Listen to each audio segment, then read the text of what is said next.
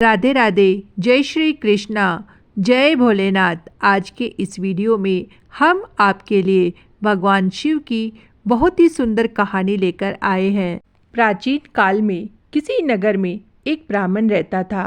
ब्राह्मण के वासुदेव नाम का पुत्र था, जो बुरी संगत में फंसकर पाप करने लगा था। असत्य बोलता, मदिरा पान करता, चोरी करता, लोगों को लूटता, ये सब पाप वो करता था।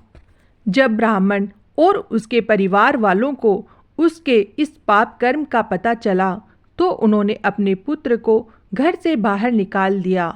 वो पश्चाताप करने दूसरे नगर में चला गया।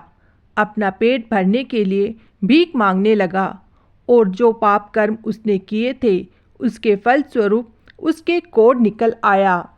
उसके शरीर के अंग गलने और सड़ने लगे।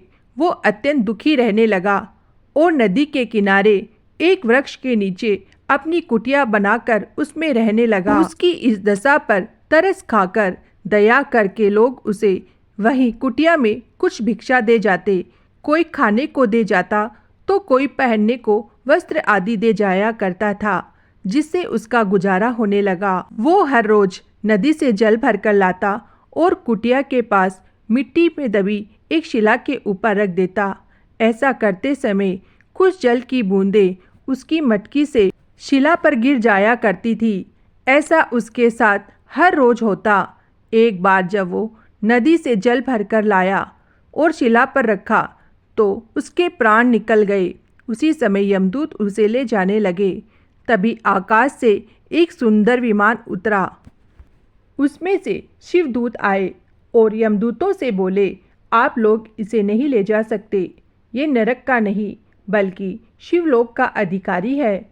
यमदूत बोले, इसने सारी उम्र बड़े पाप किए हैं। इसके पाप कर्मों के फल स्वरूप इसके परिवार ने भी इसे त्याग दिया है, इसीलिए ये नरक के योग्य है। यह सुनकर शिवदूत बोले, इसने भगवान शिव को जल अर्पित किया है। ये जो वृक्ष के नीचे दबी शिला है, ये साधारण शिला नहीं बल्कि शिवलिंग है, जो कि काफ़ी समय से यहाँ विराजमान है। ये कोई नहीं जानता। इस ब्राह्मण ने अनजाने में ही सही पूरे महीने महादेव को जल अर्पित किया है, इसीलिए ये यमलोक का नहीं बल्कि शिवलोक का अधिकारी बन गया है। ऐसा कहकर शिवदूत उसे विमान में बैठाकर शिवलोक ले गए। इस प्रकार दोस्तों, जो व्यक्ति महादेव को जल अर्पित करता है, भोलेनाथ के मंत्र ओम नमः शिवाय का जाप करता है और भोलेनाथ की इस कथा को सुनता और सुनाता है, वह शिवलोक को प्राप्त करता है।